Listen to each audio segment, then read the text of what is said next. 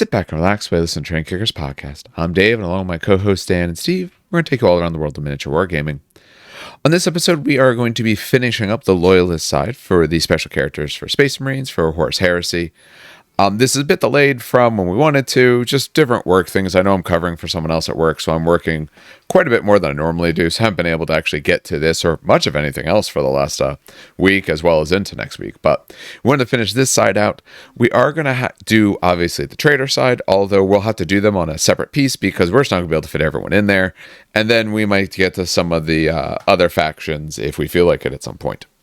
So, we have 7 things to get through. We're going to get through this. Like I said, you should have seen we put up some Conquest stuff. We should have hopefully some more Imperialis stuff coming out soon because I should be getting the new stuff very shortly. And once it comes out, going to be painting that up and hopefully recording some games reasonably soon with it or some other things, maybe some old world stuff. I got a whole bunch of sprayed skeletons in the basement, which I have like 7 hours at work tomorrow with nothing to do. So I'm going to bring models to paint. I'll have some reports to do, but I'm not going to bother with those. Otherwise, on to the show. All right, gentlemen, how have you... So, especially, how have you been, Steve? Because Dan, I see on almost a weekly basis when I beat up on his demons. So I mean, I will win eventually. No, you won't. I'm alive. Just plodding on through, jumping from event to event and going, oh, God, I got to paint. Oh, God, I got to paint. Oh, God, I got to paint. So my most recent thing has been Lamenters for Badav War. Okay.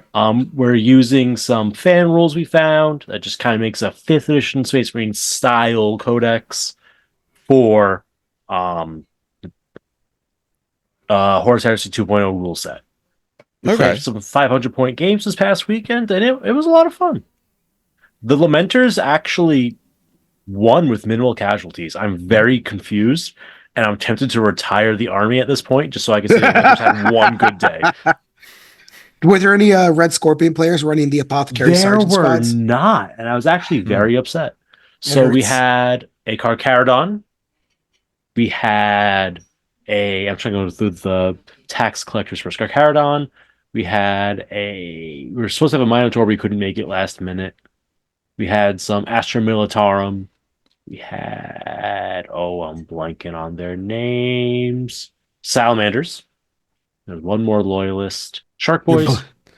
Carcharodons. Humans. Charodons, yeah. Salamanders. Yeah. And it was like a super generic one, but not at all. That is probably the Astro Lions? Nope, those are secessionists. True. Those are the Space Libertarians. Don't worry, you'll think of it in the middle of saying something else later. I know, right? Hold on. Put this on Instagram. I put this on my Instagram. All I gotta do is open my Instagram, look at my own post, and have it all listed out. There you go. It was Howling Griffin. Oh, the Howling Griffins, of course. Yeah. With the 2 patterned. Oh my God, the worst paint scheme. Not all, horrible. Not at all generic at all. No, they're not. Not the horrible looking paint scheme. It's just very hard to paint that paint scheme. Yes. So those are our 4 Loyalists, and then we had 2 Lamenters players, a Executioners player, and 2 Astral Claws players. It was a pretty good time. Secessionists are currently winning our games because we're just cool like that. And we're probably going to meet up again in about a month or 2 and bump it up to maybe 750 to 1,000 points. Okay. Good times. Nice. All right. Dan, how about yourself? How have your losses been feeling? Are they mounting? I hate you so much. They're mounting. Listen. Okay. How'd you do Sunday? I think I got plans. I got to How'd you do Sunday? Bloodthirster. I'm going to put a Bloodthirster on You're the flank. skipping my question on purpose. There you go. I don't even know what. So no, I've been painting because I have a couple dogs to paint. On Saturday, I'm going to one of my only 40K tournaments that I do for the year. Mm-hmm. I do 1 or 2. So I'll be going to that on Saturday at Rogue State Gaming. I'm bringing a interesting corn list. So I play this list a lot. at the local store. Yeah. I'm not sure how it's going to do at a tournament setting, where objectives are a thing, but I'm actually kind of curious, to be honest. because Rogue State Gaming is doing I don't know if you know this, they're doing the tournament based on differential scoring. No, So I it's didn't know not that. like, it's not by who won, who lost. It's by how much you won by, right? Okay. And my list is either I win big or lose big. So I'm wondering, because it either prevents you from scoring or I just get tabled on turn 2 because you brought all the anti-tank in the world. Yeah. So I'm curious to see if this list is going to do well in differential scoring, which that'd be interesting, you know. I was also thinking of bringing Custodes, but my Custodes games have always been close because whereas Custodes outscore you eventually, right? They're still very close. They can't like stop you from scoring, right? This is a tournament where you need to win big. Exactly. So I'm curious because this is how my demon list plays. I'm wondering if it'll go well. I'm actually like hyper curious and actually somewhat excited to see. And if it fails, it fails. Who cares? You know, I don't do the tournament circuit. So how are they doing? So is it like purely Swiss rounds? Yeah, no. So I believe it's Swiss, like it's randomized rounds, I believe, right? And it still goes off based off, because I think BCP does this. You can set it up for differential scoring. So you'll set off. The first round is obviously random, but the second and third round will be the highest differentials face off against each other, and the middling differentials face off against each other, I think. So like if I got 100 to 1 and Steve got 100 to 1, it'll be me versus Steve next. Yeah. Okay. So it's literally going off of marking the points from top down and then pairing people that way. Okay. Exactly. Okay. Which is interesting. I like that actually, kind of, because then at the beginning everything spikes, right, one way or the other, with some in the middle. But then as you go to round 2 and round 3, I feel like it's going to start, you know, because you're pairing off against lists who score big. You know what I mean? So is the overall winner the person who wins the most or the person who has the biggest differential? Biggest differential. Well, you don't win if you don't have, because you could have 3 wins. Well, what I'm saying is if it's say 3 rounds, you could actually have a 1-point loss and 2 absolute blowouts, and you could theoretically actually take it because you could be at almost 200 points. I think BCP does it by wins and differentials. You can set it up. So they're just doing it as a tiebreaker? Yes. No, it's you pair off. The end, go ahead. With 40 people, there should be, it's what? It's a 2-day tournament or 1-day tournament? No, one day. You're going to have 1 day, multiple 3 people rounds? at 3 wins. Yeah. So it's the tiebreaker for those people. Essentially. Okay. I would be interested to see that sometimes someone just do a tournament where it's pure differential. No win, no loss, none of that matters. I don't want to throw any shade, but like Goonhammer only covers they only cover GTs. They don't cover RTTs, which they don't have the ability to do so. Just too much. No, it's not that. It's just sometimes GTs will have 20 people and we're double that and they won't even cover it. It's just kind of like, it kind of angers me. Because I would have loved to have some heads explode at Goonhammer, like, oh, look, a demon list 1. And they look at the list and they're like, the hell? What? How did this win? You haven't played yet, so you don't know if you're going to win. I know, but I'm just saying. Two, even if so, part of that comes into play based off of what they probably do it just by size. Because otherwise, if you covered RTTs, every week is going to be a shock of something out there. Because RTTs are always a bit more random because of what the local playgroups have.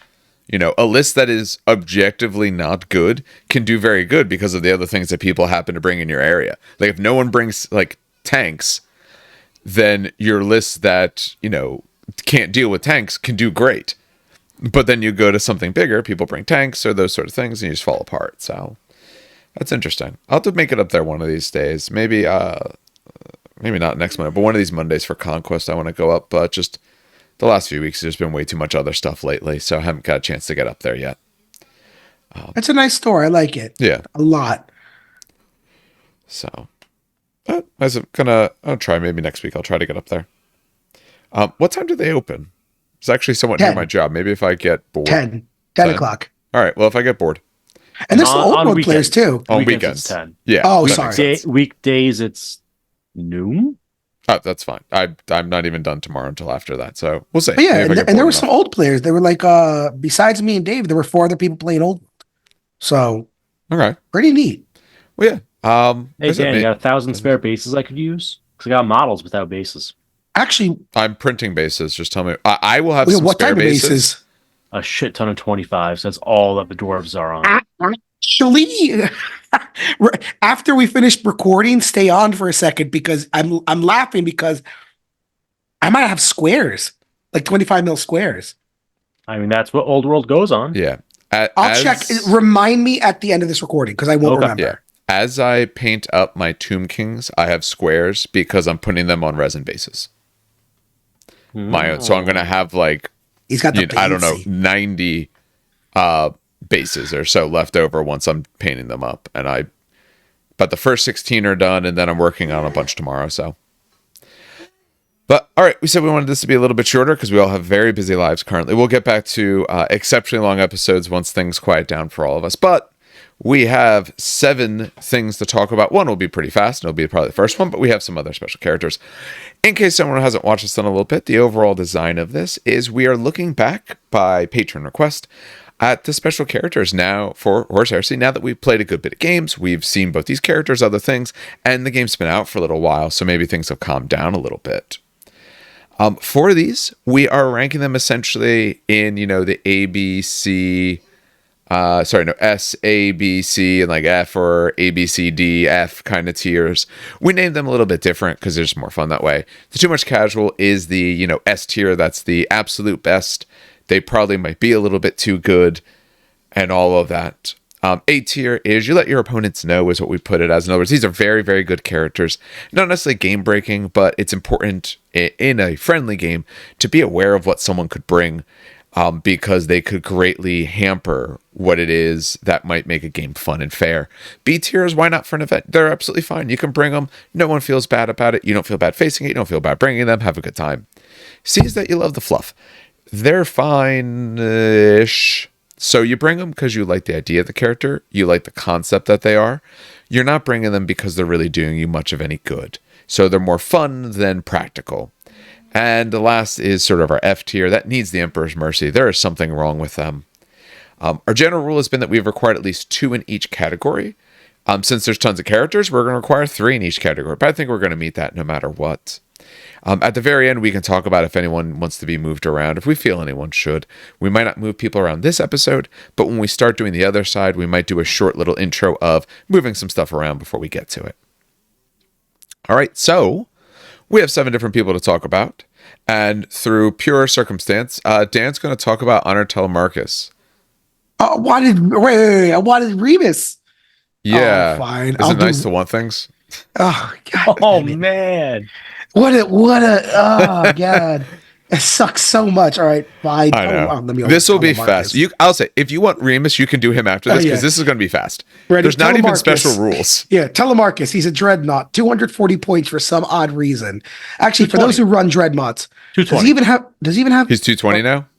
Yeah. Oh, he's 220. Oh, okay, they lowered him. We have a document with these things in. Okay, they've shortened those points. Did they change any stats on him? Because weapon skill went up to 5, or down to 5. Wait, he was a 6 before. He was a 6. What? Okay, wait. Okay.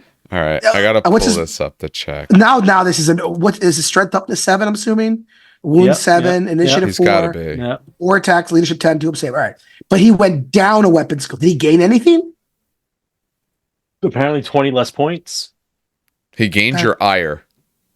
What? Okay, so he's a dreadnought. He's a contemptor or dreadnought. Sorry, with an assault cannon, a Gravis power fist, and hatred everything.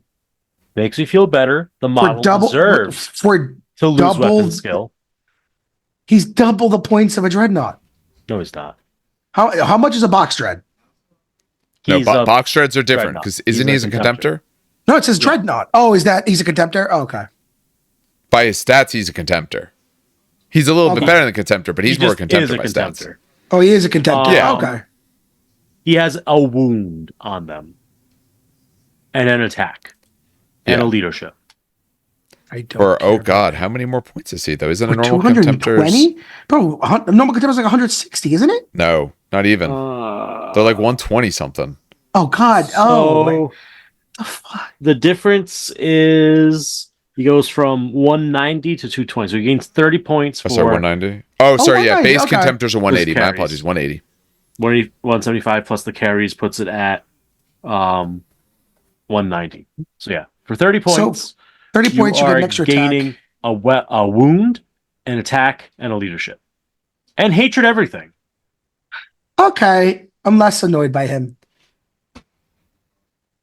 He's cool. I think that's okay. They lost a weapon skill because the official model for this gentleman, I'm pretty sure, is the Betrayal of Calth mono-ish pose mini. Ugh. Yeah, no, that is what he's supposed to be. Horrible one. Yeah. I'm going to be honest. Can I just put him in F tier? You're going to feel better once you see Rylanor, who is a loyalist but part of a Traitor Legion. He will be in another video. Yeah, he'll be in that one. We're doing it just essentially honestly, by the overall legions. This guy is Y tier for me. He's cool. He ain't gonna hurt you, I think. So he's what, 40 points more? 30. 30 points more. Oh, for hatred. I'd never take carries. Hatred, extra wound, extra attack, extra leadership. The leadership is irrelevant. Yep. So basically, extra wound, extra attack, and hatred, everything. So re-rolling everything. Yeah, he hates everything, which is nice, actually, by the way, because that means he hates Custodes, he hates Mechanicum, he hates demons, he hates traitors, he hates loyalists. He hates Mondays. He hates everything. He's Garfield. Got it. 30 more points, re-rolling your hits. Yeah, I'm surprised you put him down at the bottom. It's just he's so okay. When I think of this, when I think special character, I want special character. This guy's just like, I'm a beefy contemptor. You want rules. He doesn't have rules. He doesn't. He's just a thicker contemptor. Who gives a shit? I'm sorry. I feel mean. I feel bad. I would love if every special character was this straightforward compared to the generic version. Where it's just, oh yeah, he's that little bit special instead of, oh my god, here's 10 pages of rules that amount to nothing. Yeah. But with everyone else at 10 pages of rules that amount to nothing, this one's not exciting. Yeah. There's it's not bad to be had, but you're also giving up a whole slot for him versus up to 3 non-honored Telemarcus dreads. Like, okay, is he a bad model or bad rules? No. 30 terrible points model. For hatred. No, okay, sorry, let me rephrase that. Is he a bad unit? No. He's got hatred, everything, extra wound, extra attack. That's great, right? For 30 points, I think that's a good trade. But it's so boring. It's just I don't want to. I feel bad putting him at the top when we put the other dudes at the top because they were so cool and they had these exciting rules and this guy's just I'm a cool contemptor. Right? Am I being mean? Listen, if I've had a bad day, if I'm being mean, you let me know. What I will say is that I am surprised to a certain extent that you don't like him more because you love hatred. But when we think of certain units that have it, your Mechanicum units that have it, we know that's a very big sort of, oh man, this unit is elevated because of that. But they're so customizable and they can take multiple different weapons. Yeah. And then you have the Myrmidon Destructors who have the bigger weapons. There's differences in them. And this guy is just and also they're a generic unit. They can be played because they're a generic unit. This is a special character. I'm just expecting God, just give him give him a single rule. Give him I don't know, Well, as we're going to see when we get to Cassian, because that is someone in a dreadnought, different type of dreadnought, but essentially a dreadnought. There's something that maybe not worth the points. We could go back and forth on that, but has some special rules and becomes a special thing. This guy isn't. So yeah. Okay, I'll put him in the middle. I'll be nice. I'll put him in the middle. He's just plain Jane. Well, remember, someone else has to go into the bottom before we are done. I think it's going to be the Salamander one. No offense to Steve. Wait, why not for an event B tier? If it wasn't a Salamander in the bottom, then it would be an offense to common sense. Yeah, I know. So and I know the Salamander you're talking about is between B and C. Yeah, I'd say B and C. What is C tier again? Loving the fluff. So he's enjoyable. But that's about it. You're not taking him because he's good. You're taking him because you like the idea. Listen, I would say C tier is high C. Yeah, I would say C tier is he's not harming you. He's not helping you. He's there. That's what C is. That's what average is for me, right? Right. Correct me because I teach, right? So this is C. A gain of C is it's not the smartest. You're definitely not the dumbest. You're just literally the most average. And that's how I look at this. He's cool. He's a good unit, but he's so average. Yes, Anyway, although we must also say the fact that we put a C average at a 70, which is not an average on a 100-point scale, is both maddening and crazed. That's why I don't do that in my classes. The average is whatever the average is. I don't care what the number is. I know we're not allowed to do that. Our min is 60. I'm college. I can teach whatever I want. So I told him I'll have averages of 60. 60s or C's then. Like wherever the number is, that's the average. I wish I could do that. It doesn't work. Yeah. No, we definitely get some more freedoms. I can do Remus though. I like Remus because I actually like his fluff a lot. I don't know if you. So, side note about Remus. Okay. If you ever read the Ultramarine book series, right? Mm-hmm. Remus pops up, not alive at all, not at all. But Ventanus is. Do I spoil it? I get. How old is the book? It's old, but it's still popular. Oh, is the problem? That guy. Yes, I remember this. Let's not spoil it. I'm not going to spoil it, but he does play a very big part. He's not alive. He is dead. This is the Horus Heresy, so he's not alive in 40K. Okay. But he plays an exceptionally. Some of the Primaris fall in the Horus Heresy. Shut up! Don't you? Oh, he does play a big part in those books, so I thought that's why I kind of like this dude. He's actually really cool. I remember this as the dude that has the really thick legs in his sculpt. He does. So Games Workshop had a limited thing, like a store anniversary or something, so where you could buy a Horus Heresy Forge-Rolled miniature at a Games Workshop brick and mortar store. The legs are way oversized. They're really cool design with the spikes and everything, but they're way oversized. It's the one thing that man don't skip. Yep. Yeah. He is an Ultramarines Herald. Is the super short version. Yeah. But sounds like you want to give us the longer version, Dan? Yeah, I'll give you that. So 175 points. Very middling stats, except his wound count is actually high, which is very. So he's got like weapon skill 5, ballistic skill 5, which is like Centurion level stats. Yeah. But he's got 4 wounds. So he's actually thickums. Like double Centurion stats. Yeah. Centurions are base 2. Yes, yeah, exactly. But their weapons, he's only weapon skill 5, which is funny. Like he's got more. Yeah, Centurion there. Yeah, initiative 5, 3 attacks. So the rest are there. He's got a bunch of war gear. He's got Iron Halo, Pantheon, which is a normal thing we'll talk about later. Bolt Missile. He's got a Nuncio box, which is great with Ultramarines. Melt bombs, frag grenades, crack grenades. He's got a standard, which I'm assuming Legion standard is the same as always. He's got to save from artificial armor. He's a master of the Legion, so you could take us Rights of War with him. He's Adamantium will 3 up, so psychic powers actually bounce off of him pretty easily. Actually, 3 up's not bad. And he was a warlord. He's got resolute planning. So essentially, resolute planning is very simple. Basically, Remus and any units that are composed of models entirely with the Ultramarine special rule, right? Pass any leadership test and morale checks when they have at least one model within 3 inches of an objective. That's pretty neat.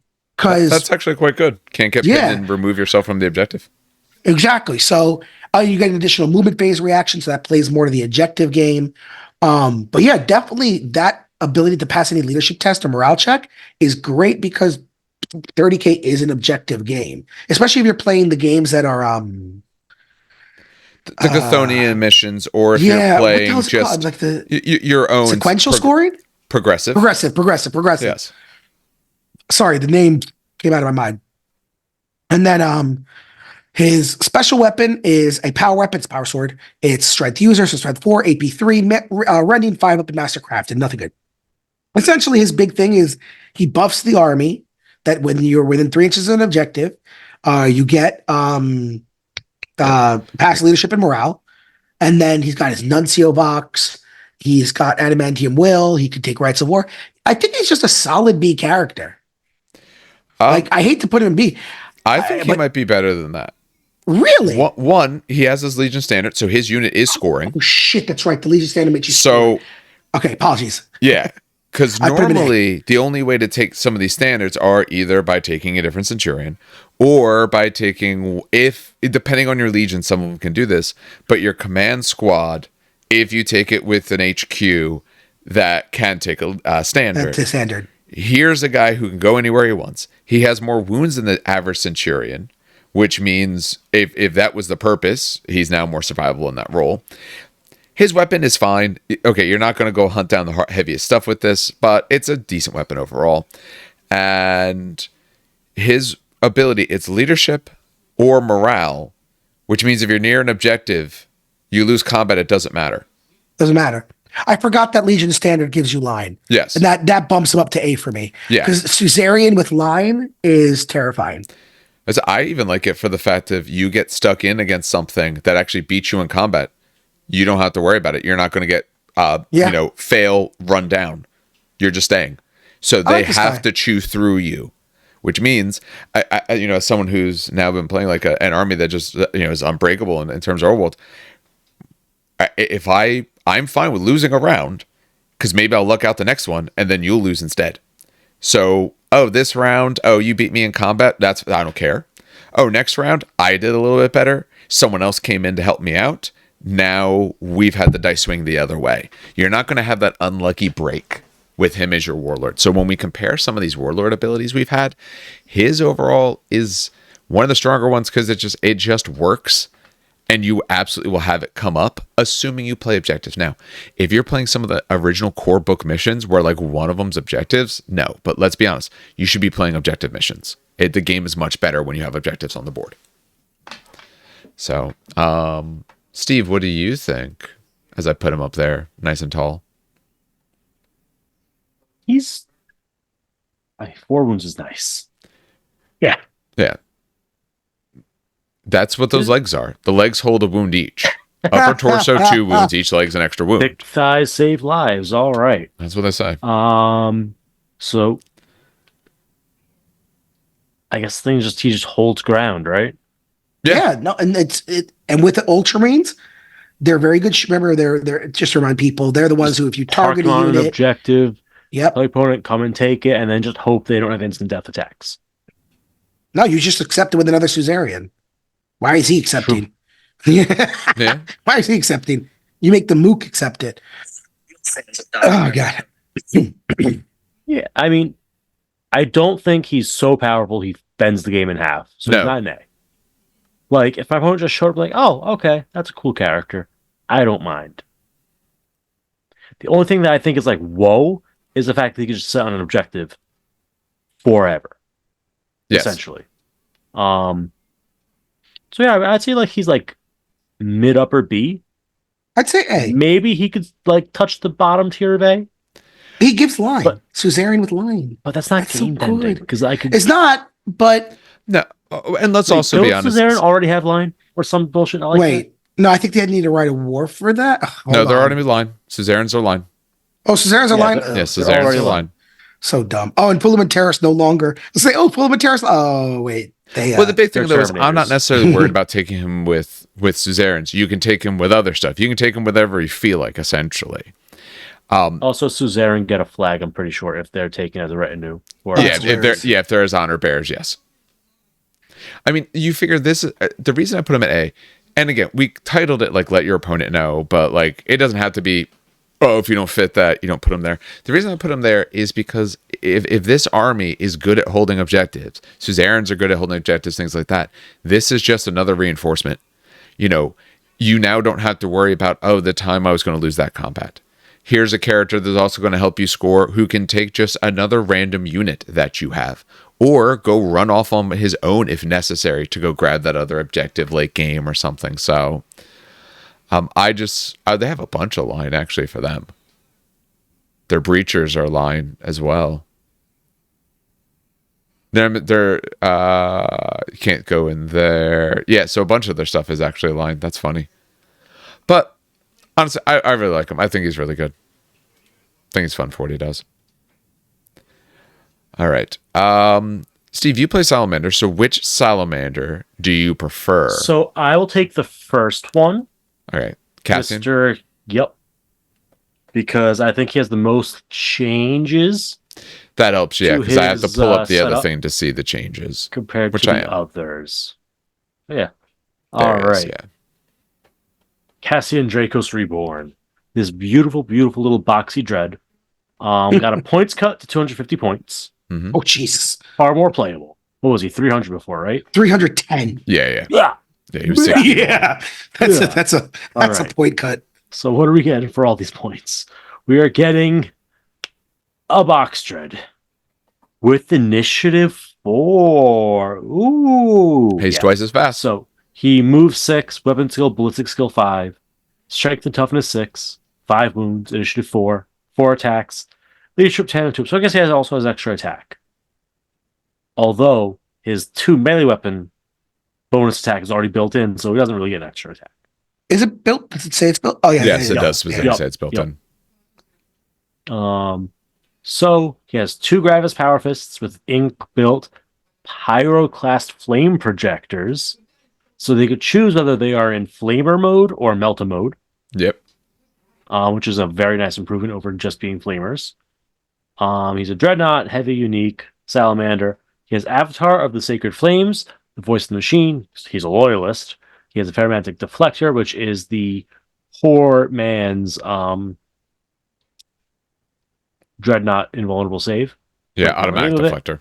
Yeah, automatic deflector. And he has It Will Not Die 5-up.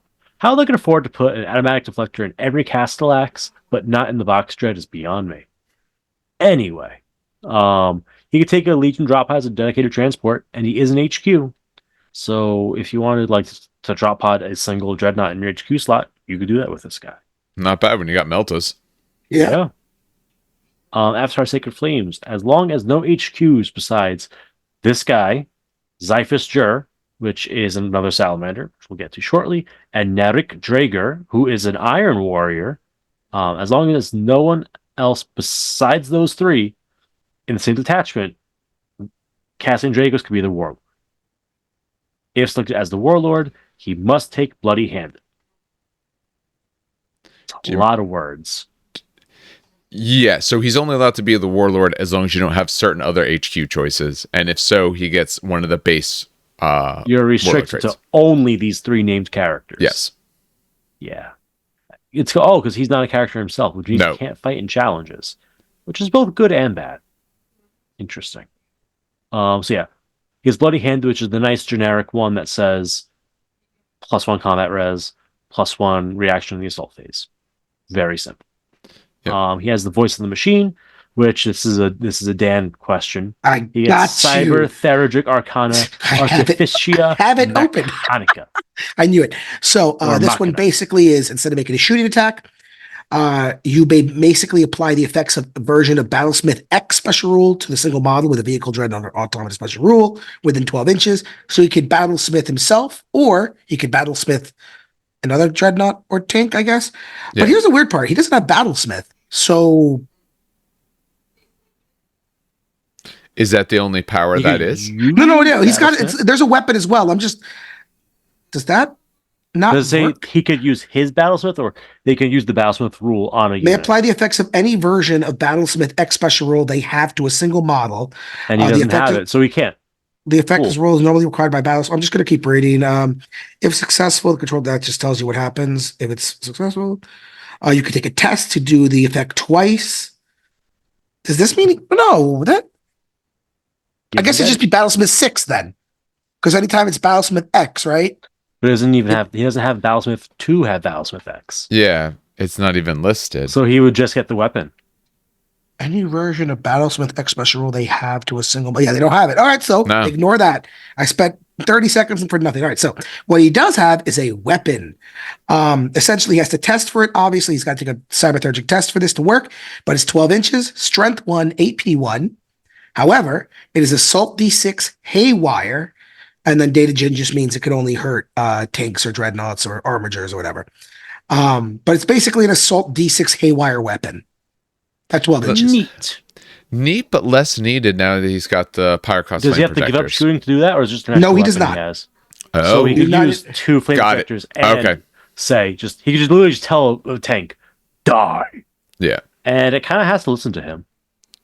All right, that I do like more. It's weird. I guess he could drop pod in and do that. Yeah, I guess you wouldn't want to, even if you had Battlesmith, you wouldn't necessarily want to be giving up everything that he can do in terms of shooting to do that. It's just weird they gave him an ability that he can't use half of it. It's actually funny because normally you're not allowed to do this and another weapon.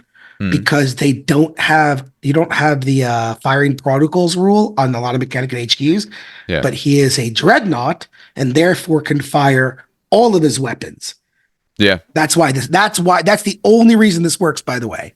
Because I was like, wait a minute, this doesn't work. He doesn't have firing protocols. And then I'm like, wait a minute, he's a dreadnought. He can absolutely do both. Yeah. Can you use it in a reaction? It's a cyberthurgic weapon. Just a weapon? Just a weapon. Yeah. Okay. And again, they've outlawed powers that way, but not weapons. It would have said instead of making shooting attacks, it would have said something like that. It does not. It's just if you shoot weapons as they are normal, or if they're in melee. Essentially, the only thing is you have to pass a cyberthurgic test, which is a leadership. Leadership 10. Exactly. Okay. That's the only. So he has the shitty dreadnought deflector, so he takes 3 wounds if he suffers instant death, which might happen with his only toughness 6. So I'm not going to say he's incredible because he's not. But he does a cool thing. I'd say 2. Little drop pod multi-meltas, and then he goes zap, zap, zap with his little haywire gun.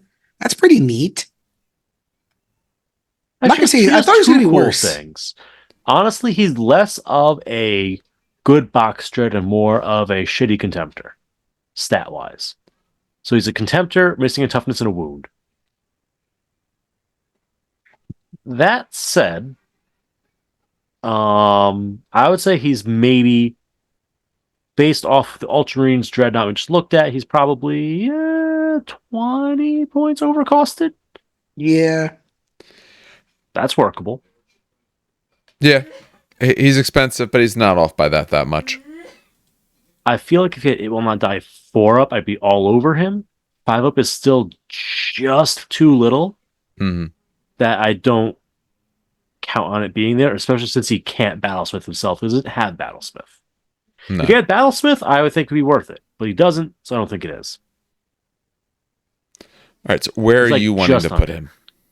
I would say he's a low B. B? So low B. Low B, bring him to an event, have fun. Exactly. No one's going to say, oh my god, you broke my game in half. Like, you might get an alpha strike with this guy in a drop pod, but then you're spending 300 points to blow up a 300-point tank and then get ganged up on and wrecked by everything else. That part's probably worth the B alone in and of itself. The fact that, since you have hull points, you have 2 meltas, you have this other thing, you can drop and just destroy the vehicle that you want. And then, depending on your position or their army near you, you might actually be okay because you are still, a good toughness. You do have a pretty good weapon skill, so they will actually have to try. And if it's your turn, you might be able to take down or injure one of the other big dreadnought destroyers. So, don't drop near their craziest stuff. Your weapons have a decent range, knock down the vehicle, then the following turn you can go hunt something else. Yeah, I think B is fine. He might actually become very, very good with that. Drop potting him in, but he probably just gets too expensive. He's just fragile. For a dreadnought, he's fragile. Yeah, that's the problem. He's 5 wounds. If he was maybe 6 wounds, no, because I'd say 7. If he was 7 wounds, I'd be a little bit happier with 250. Because then that makes it 7 so that wounds, absolutely. Because then it also shows off like he was hand built by Volk. Exactly. It's the 5 wounds. Or give him the automatic deflector. Just give him the better invul. Well, the better deflector. The invul save doesn't change. Right now, if he charged a contemptor, he'd put up a good fight, but he'd be losing in the end because of that wound difference. Because offensively, he's identical to a regular contemptor. Defensively, he's down that wound, and that could be all the difference.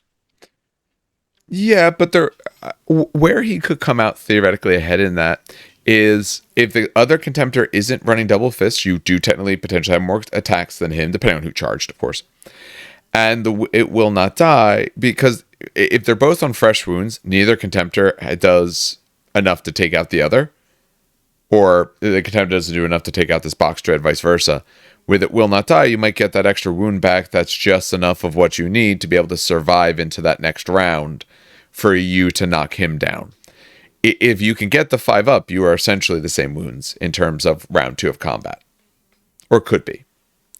So, I'm not saying I would take him over a Contemptor, but if you're taking this guy, I completely understand why. I just think he has very particular purposes, and I think you need to do it that way. I think you almost have to pot him in, because if you don't, if he's slowly walking across the field, 6 I don't think he's going to make inches. He can't run. No, he can't run either. No, he's heavy. Yeah, he's like a Leviathan, but he doesn't have the Leviathan extra survivability in terms of speed. So, no, I think you pot him in. He might as well have it stapled to his legs. All right, that will take us to a Chaplain. So this is Lord Chaplain Namis Ratan for 215 points. Taking a look at his stat line, you're looking at Centurion, essentially. He's move 7, weapon skill, skill 5s, normal force. He's got 3 wounds this time. He's 4 attacks. Everything else is what you think it should be. So Centurion-ish, because he doesn't have that better weapon skill and all that. He has a combi flamer for himself. He has a bolt pistol. Isn't that fun? He's got frag and crack grenades, his artificial army. He's got a 4-up invul save from his Iron Halo, and some special war gear pieces, of course. He is also a Master of the Legion, which you would hope for all of these sort of things. He's relentless as well as stubborn. Does stubborn confer? Trying to remember. Nope. No? Stubborn cancels it. Stubborn confers inexorable. Yeah, inexorable I know does not confer. But stubborn confers. Okay, so essentially the unit he goes in is stubborn. He has a hatred everything. Hatred doesn't confer, does it? Dan, your army has it. Yeah, look that up while I talk about the rest of his stuff. But that's a general rulebook. Go look up the general rulebook stuff then. Yeah, I got you. I don't have a general rulebook. Let me give you a second. I got you. You have it open. All right. Selecting him satisfies the conditions of the limitations of a right of war that requires someone to have a chaplain consularis. They did this for all the ones that were essentially consularis. They put a little asterisk that said, hey, yeah, you're consularis for all intents and purposes, which was nice. Originally, they didn't have that. So they do have that now. Yeah. All right. So Dan's going to read us. Yeah, because I know what you're saying. That sometimes it'll say confers to the So unit. what does it say? So this rule is presented as hatred X, where X identifies. Okay, I'll skip that. If the special rule does not specify, if I can skip that because that's just specified. Hey, it means mechanic. All right. It means phallic. It's only that. All right. A model striking a hated foe in close combat re-rolls model. All model. failed. It says model. So he has not unit. Not the squad.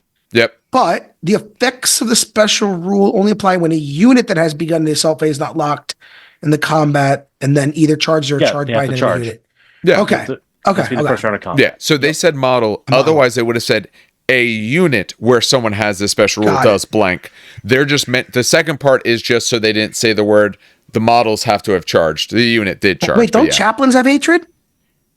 I mean, he is a chaplain. Yeah, he's a chaplain. Then how the hell do you chaplains give Assault Marines hatred when you put them in an Assault Marine squad? Because that's what people do, right? They give chaplains all the time to like Terminator squads or Assault Marine squads, and they get hatred. Why do you got to ask such things? Right? I'm not crazy. I've seen this happen. Yeah. No, I've seen this happen, right? Yeah. So let's take a look. Because a Legion chaplain says a chaplain and all models and unit he joins. There it is. Thank you. I was trying to pull it up. This guy is actually worse than a chaplain. Okay. See, I was going. So I'm not crazy, right? Not for that reason. But no, you're absolutely right. So, okay. All right. They should have just given him where he confers it, unless one of his things confers it. We got to read through his stuff. Nope. But otherwise, no. No, of course not. No. All right. He's the keeper of the keys. Any model with just making sure I was the right person. Any model with the Dread Knight unit type and Legion of Astartes Salamander special rule within 6 inches of a warlord with this trait, so essentially 6 inches of him, as +3 of their charge distances. In addition, you get an extra reaction in the shooting phase. So Contemptor gets +3 total. Yes. Importantly, also, and just even Dreadnought, so importantly, it is really bad wind outside. Your Leviathans now actually get a decent bit more on the charge, because that's one of the problems with Leviathans of how slow they are. And they'll be able to probably keep up with this guy anyway. So I don't know. That's nice. It's nice, but he's 215 points. And he's going to need a unit, and he's going to need the unit that he doesn't give hatred to be able to survive a bit. And he's got to be running in the midst of my guess is multiple Contemptors or Leviathans. Because if you're only taking one, it's not really doing you that much. He also has a power weapon, strength +2. So he's at strength 6, AP 2, melee, two-handed, unwieldy, string. Literally a worse power fist. Much worse. It's not even double strength. He's only strength 6. I think we have our first contender for D. Contender. I'm putting him right there right now. He's already there. This guy sucks. I thought it was going to be the Dreadnought, Cassian. But again, he got so many buffs that... Yes, he got cheaper, and he's got like some cool weapons. He can do some good for you. Wow. I mean... Yeah, I'm not seeing it. Him having hatred is fine. Having hatred is fine. I'd love everyone to have hatred. But him having hatred and not confirmed to unit makes him worse than a normal chaplain. You're spending more for this guy. Stat line, not better. You're honestly, getting a weapon that I have other weapon choices that actually I prefer. I'd almost prefer what is now I gotta open Battlescribe. I got you. What do you What's need? A base chaplain's cost? I forget how much the chaplain is. I don't know. And while you're looking that up, I got you, but I don't actually have well, I thought it was going to ask for weapons. No, like I would run this guy like in the Contemptor Rite of War. How many wounds is he? Right? 3 wounds. But so that's pretty much it. Let me... I'm trying to figure out a good with this guy, but I can't. So if you're taking an Artificer Chaplain, which would be 1 less wound, let's be honest. Right? Yeah, he should be like 1 less. He's currently sitting at 95 points. Otherwise, his stats... And 1 less attack. So this guy has 1 more attack, 1 more wound. The Chaplain would give everyone hatred. The Stubborn is nice. I'm not quite as concerned about that. Relentless, sure. But you could then, if you want, put a really great weapon on that guy. What does this guy have? He has a Combi Flamer. You could put a Combi Flamer if you want. You could absolutely do that. Or you could put a Thunder Hammer as well. You can actually give him the Strength 8 that you want and go last. And Brutal 2. And Brutal 2, so a better weapon. Or if you still want to keep him essentially theoretically cheaper, you could put a different type of power weapon on him. There's a whole bunch of different options you could do with this guy. Yeah, I would put him at the bottom because I don't think he does enough unless I don't know, you really love like chaplain looking dudes and contemptors and you have a very specific theme. Your theme is I want to take units that aren't worth running. So you play Salamanders. I would think in Salamanders you run your Pyroclast, you run your other special units, not that you run tons of like Contemptors. I mean, you can run Contemptors, but they're not like super special in your army in some cool way, right? They heal a wound on a 6 every turn. Okay, which means they don't heal wounds,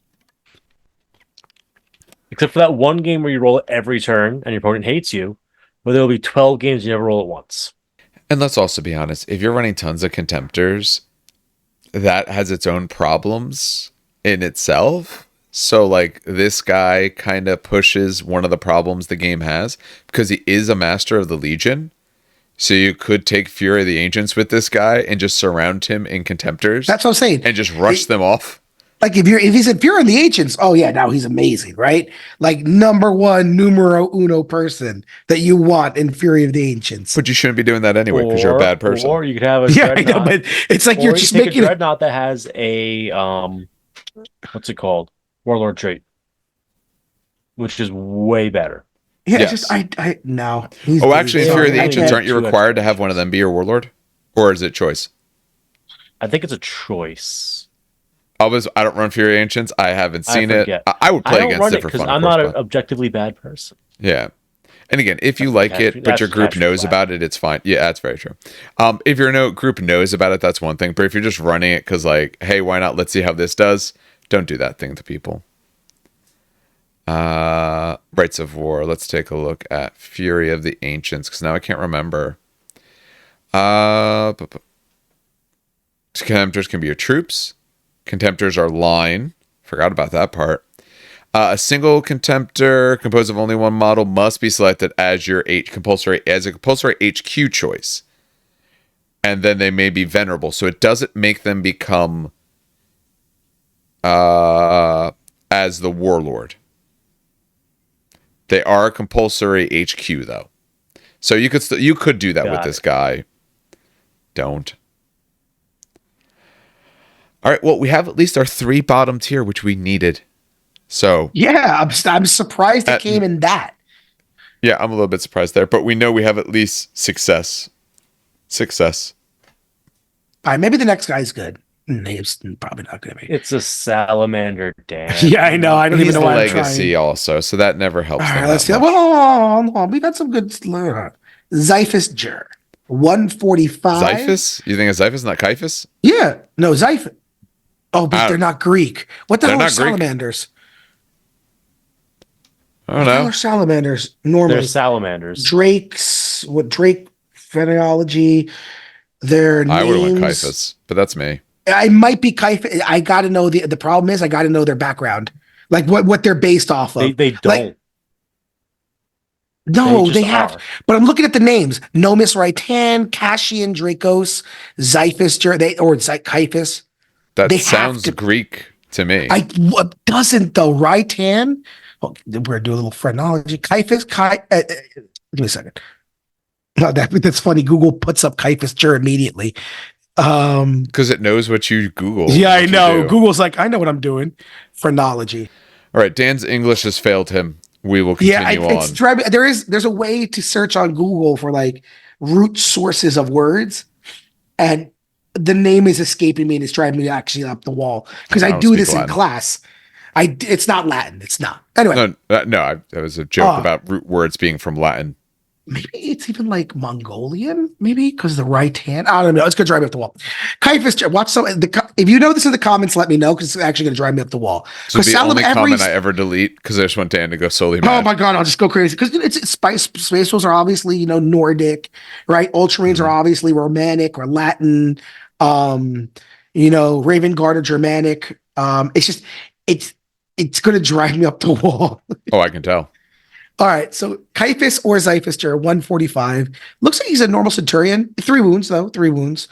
He's a like that GIF versus GIF argument, isn't it? Yeah, I know. It's good, right? That's what this is. So move 7, 5 and 5 for weapons, ballistic skill, 4 for strength and toughness, 3 wounds, initiative 5, 4 attacks. Got an extra attack. Leadership 2 up save. He is a psyker. Okay, so he's a salamander psyker.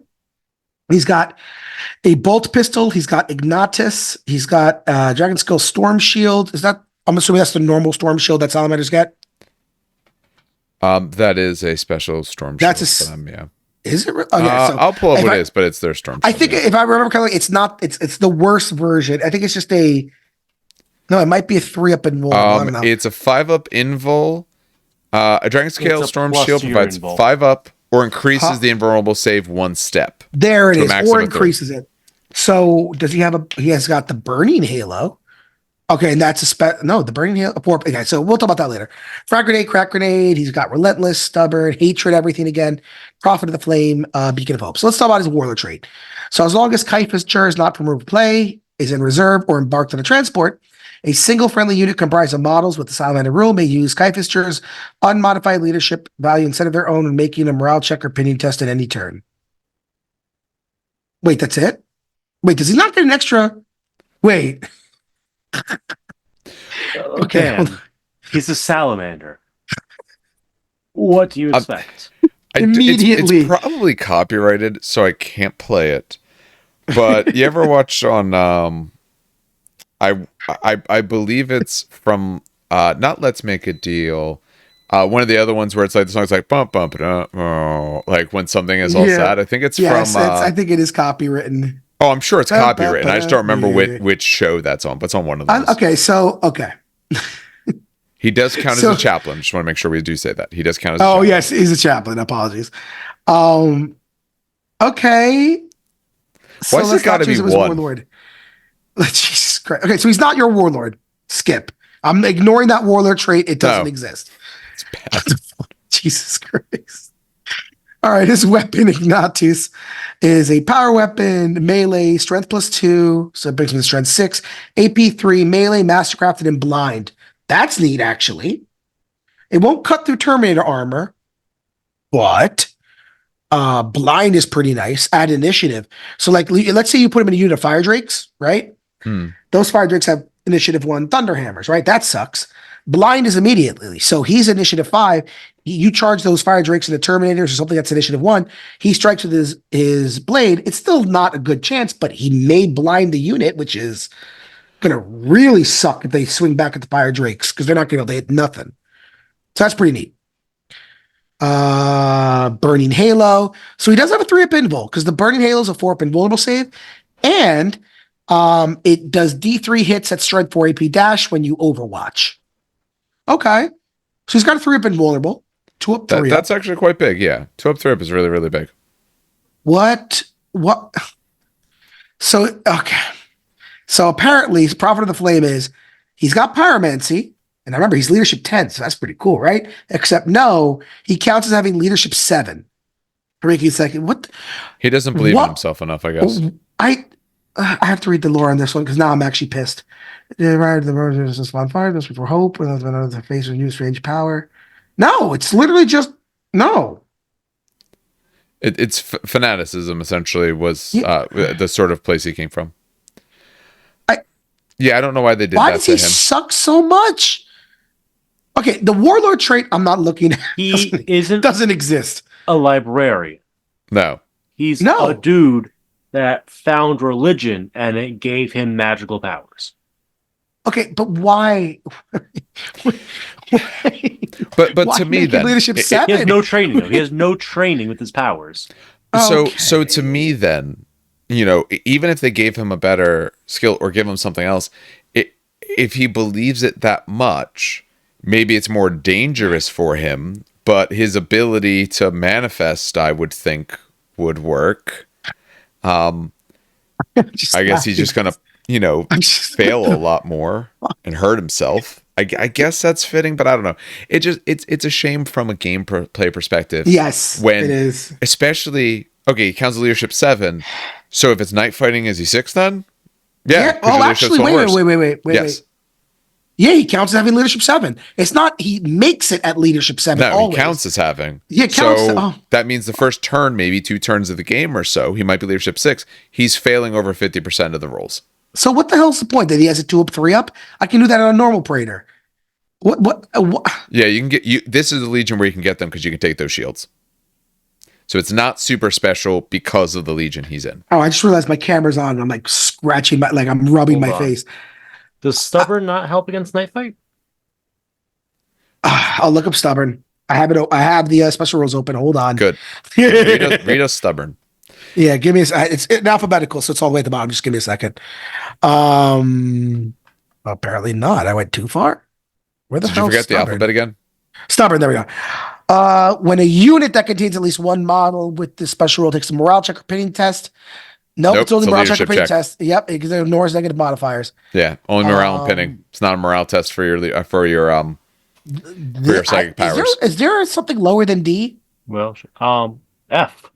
Do we have an F? Yeah, F is need the Emperor's mercy. Yeah, please. He needs to be put down.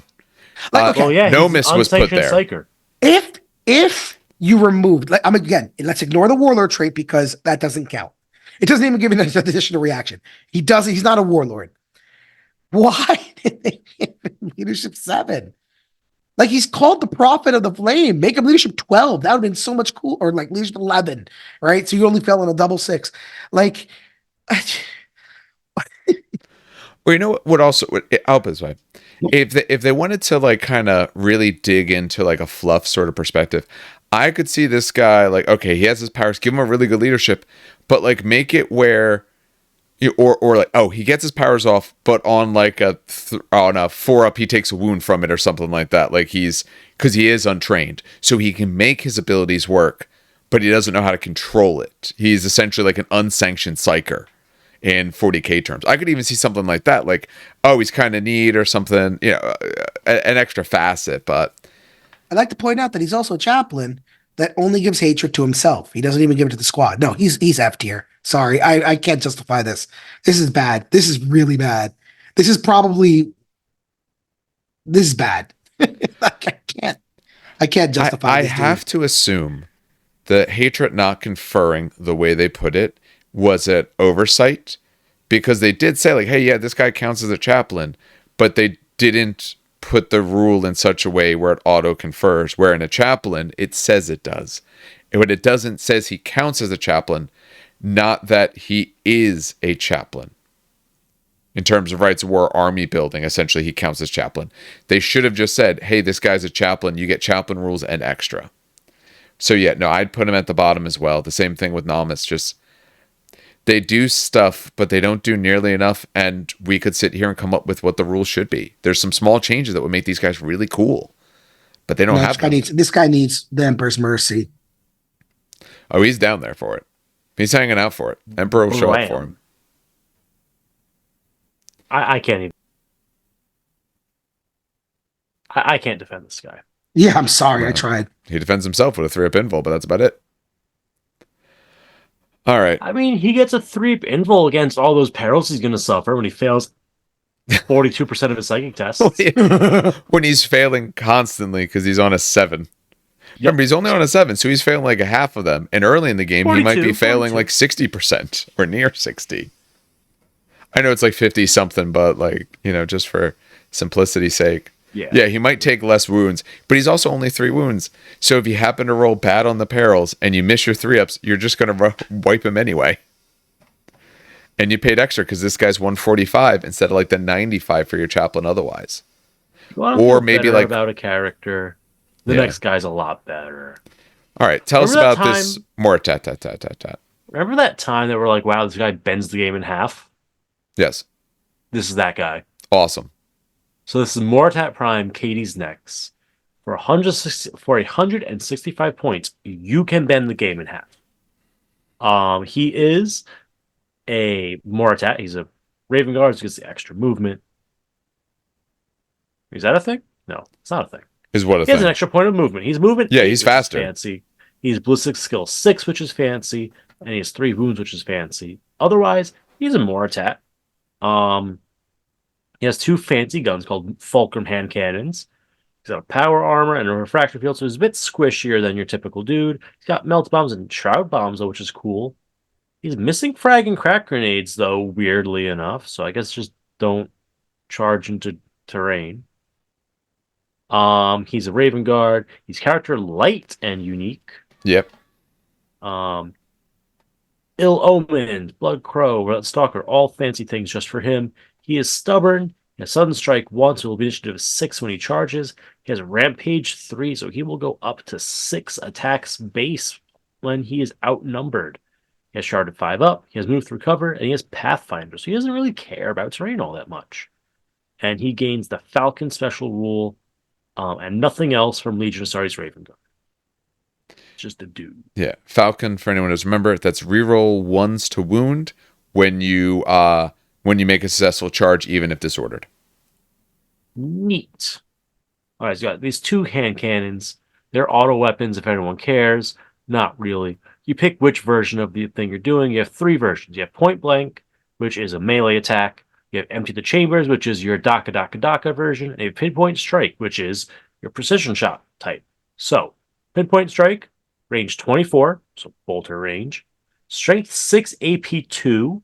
So far we are dope. Pistol 1, Brutal 2, Concussive 1, Pinning, and Sniper. That's so good. He's got 2 of these guns. So that's 2 Brutal 2 shots that hit on 2s, re-rolling looking for 6s. Empty the Chambers, range 12, Strength 6, AP 4, Pistol 6, so 12 shots total. Concussive 1 and Pinning. Also fantastic. That will mow down Solar Aux for days. And they're the new hot things. So, if you want to just ruin your friend's day, take this guy. And Point Blank, Strength 6, AP 4, Melee, Brutal 2, Precision Strikes 4 up, Specialist Weapon. But you got 2 of these, so it's all good. This guy's great. Yeah. I mean, he's so in melee only because he's only AP4, but shooting wise, just tears through stuff. Illoman just says he can't be compulsory HQ. He can't be your warlord. He can only join Seekers and more Dathan squads. That's cool because Seekers okay. can take the Volkite with the Rending. It doesn't matter. It doesn't matter. He's not going to join them. Because we're going to skip a little bit to Relentless Stalker. If he's all by himself, not joining a unit, he can deploy anywhere on the battlefield.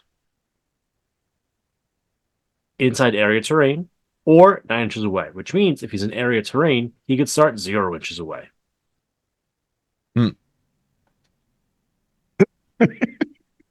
Yeah.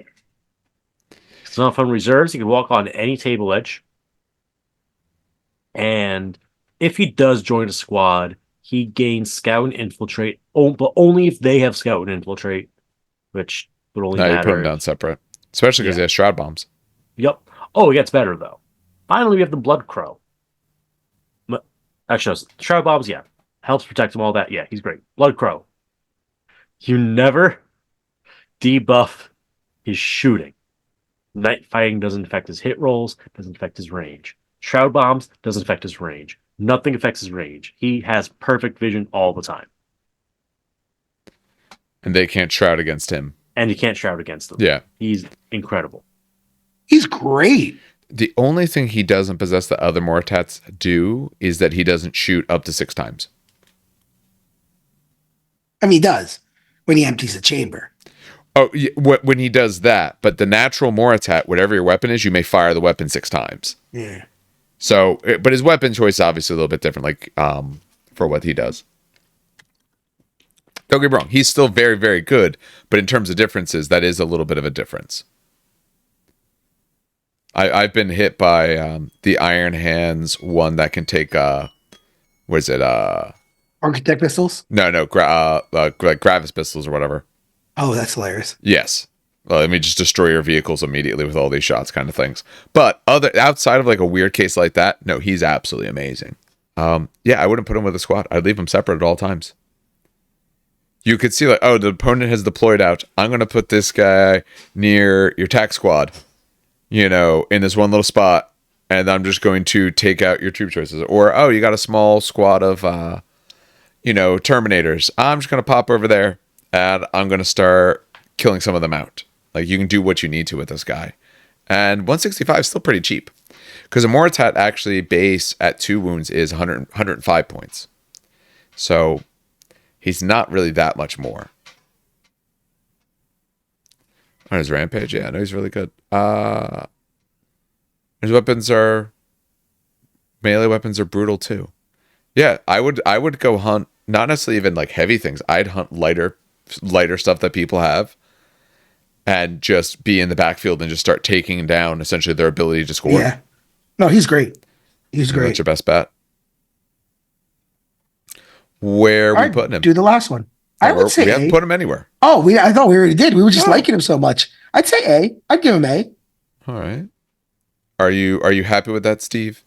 Steve got power outaged. Oh, he said to continue on without him. Oh, you already did this one, so yeah. I just noticed that he wasn't in the chat. I don't have our other separate talking chat open. Yeah, he just got power outaged. He said continue on without me. Yeah, I'm not surprised. He said S tier. I'm fine with that as well.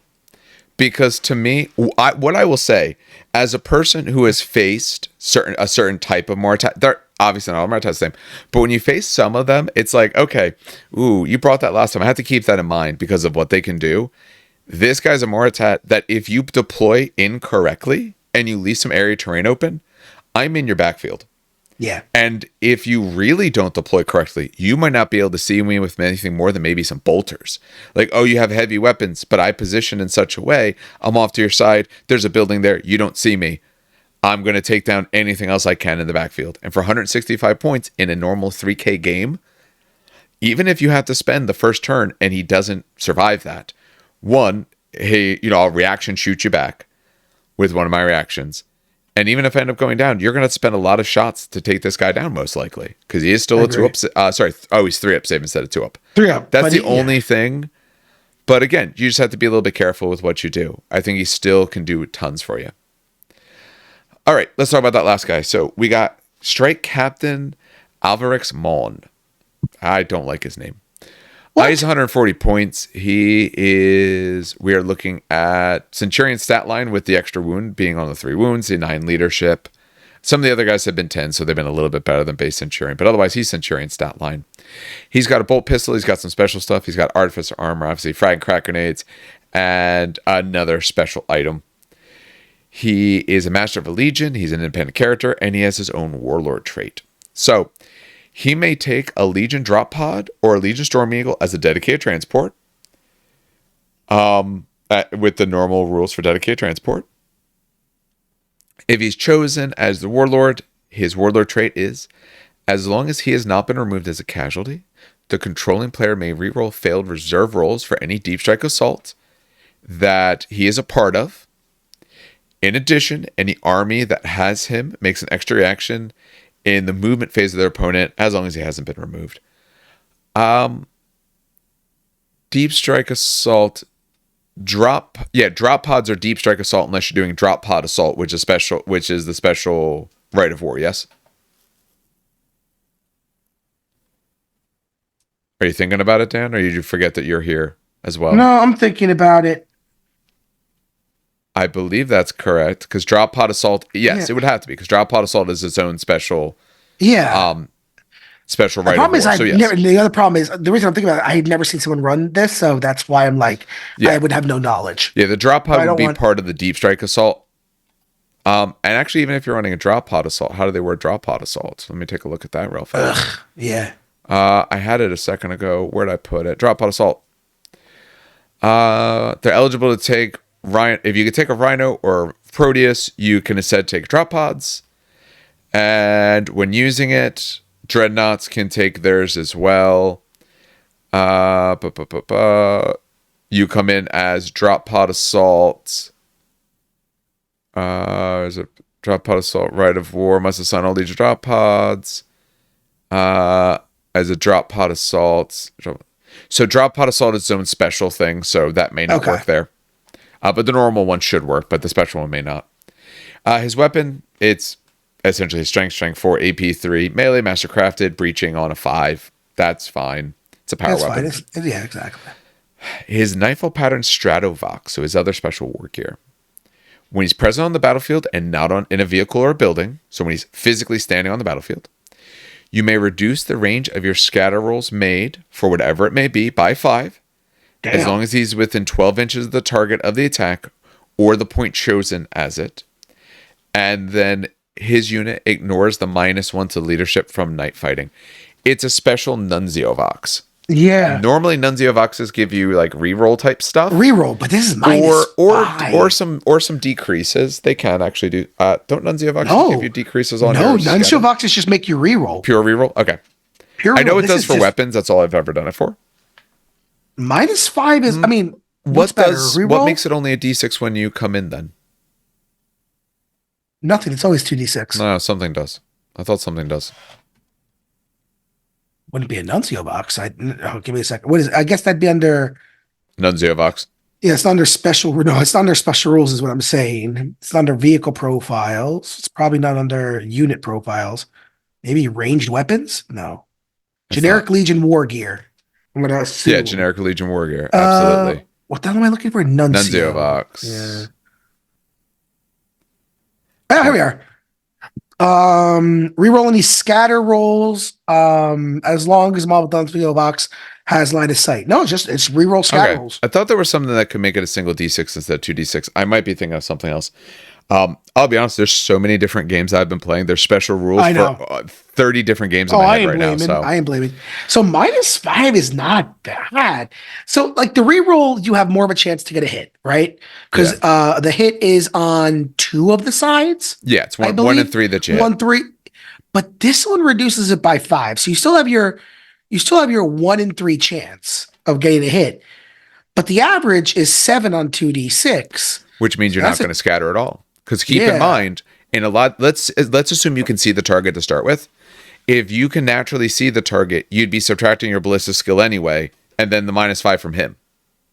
So you might very well be -9. if you're, say, firing like a plasma cannon at the targets. And that's danger close. That's danger close because you can act like he can be really, because it has to be within 12 inches, right? Yes. So you're like, oh, I don't want to shoot plasma cannons. He's too close. But no, like what's the ballistic skill? It's 5? Well, no, it's not, but it wouldn't be him firing the plasma cannon. It's whoever's firing it. Oh, got it. They're 2d6 minus, they're probably a 4, but then he minuses a further 5. That's a -9. It's only going. You're only scattering 3 inches. 3. You have to be outside of 1 to not be in combat, so you're probably not hitting this guy. Or his unit. Great. It is. I like that a lot. I don't know how much I love it for 140 points, needing to get that close and needing to survive it out. And he, well, you know what? Not so bad because he can take a drop pod and he can pod in. So he pods in. He's close to wherever you want. And then you start firing your various weapons that come in. Yeah, and it's like he can't. So what's really cool is like you can't assault out of a drop pod, obviously.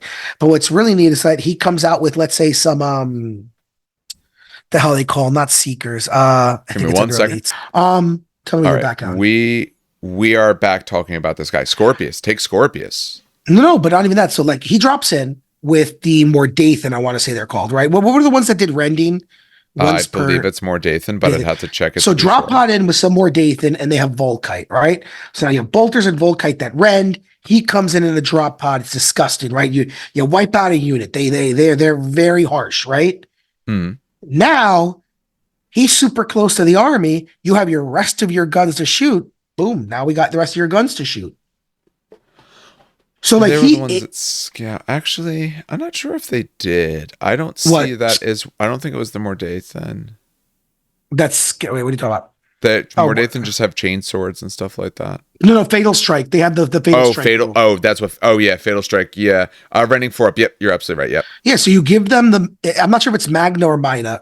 I always forget, but you give them a Magna or minor Volkite. They pop. Volkite's minor. If you can use it every turn, it's minor. If you only once a game, Magna.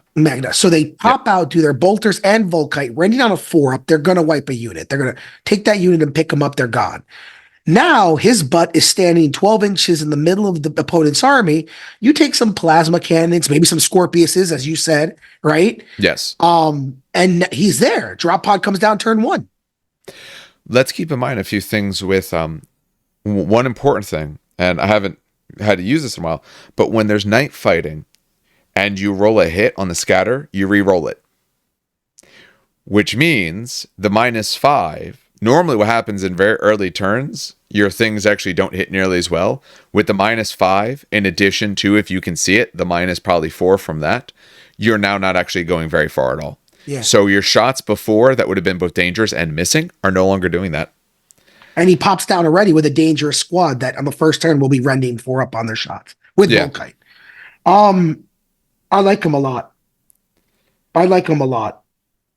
I'm not even joking here. Yeah. Only thing I'm not big. I guess his melee weapon isn't too bad either. He's a bit more than the sort of, Consularis he would be, but not overly that much more. So his weapon's okay. Where honestly, do you want to put him then? I'd say A. I'd be happy with A because that's like a very specific combo that I was talking about. It's not like the ultimate break combo. No, it's definitely an ultimate break. The other thing is like he re-rolls reserves for deep strike, right? And that's something this army wants to do. Exactly, with Dark Furies. So I put him in A. Yeah, because he helps, unlike the last few who don't really help an overall army design, he helps the specific army design, and he helps almost any army design, because let's be honest, anything you're running, these are the sorts of things that you're going to want to do. These are the sorts of units that you're going to want to take. Yeah. So overall, they help it really no matter what. So I am actually rather happy with him. I think he does quite good. So I'm fine with him sitting at A. That gives us all of these loyalists. All right. So overall, I think I'm pretty happy with where we put everything. I think we obviously could make some movements of stuff, but overall, I think it's actually pretty good. So I think that's, well, there we go. Just make it a little bit larger. All right. So other things that we have coming up then.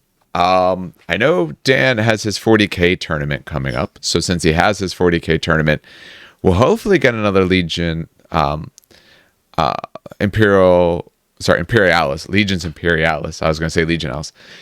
Legions Imperialis battle report out somewhat soon. Like I said, the new stuff's supposed to drop Saturday. The goal is to grab it, paint it very quickly, and hopefully get something out very early in the week. That's my plan. I'll at least get some content related to the Aux stuff that I'm painting up. Battle report, hopefully be able to record something in about another week so we can actually get one out with all this new stuff that we're going to have for it. For other things, I have some other Conquest videos that I'm going to be working on. I might not get to them till Monday. I'm trying to get to them sooner, but like I said, with the way my work schedule is right now, like tomorrow, I get up at 6 for work. I don't actually get home till 8 p.m. And it just makes it tough to get some other stuff done because then by the time I get home, I have to do some other stuff as well. I don't have my normal 4 or 5 hours in the morning to do some things. So my output's probably going to be a little lower this week as well as next week, and then I can get back to some more stuff. And then I'm hoping to start recording some other games as well.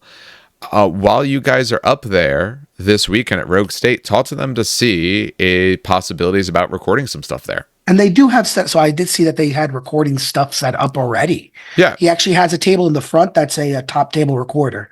Talk to him about that and see if that's cool. If at some points we record some stuff for our own, obviously we can put their titling anything they want on it, but it'd be nice to be able to get some more recordings at some other locations, and both for our purposes that we don't have to only just use your basement, but also so that way we can help show off some other places that we go. Oh yeah. I think that's the main things from us. As always, do thank everyone who does listen. We know the episodes have been a little bit more hit and miss, but we have put out quite a bit of other content if you follow any of the stuff we do on YouTube. So these episodes have been a little bit less, but the other content has been a bit more.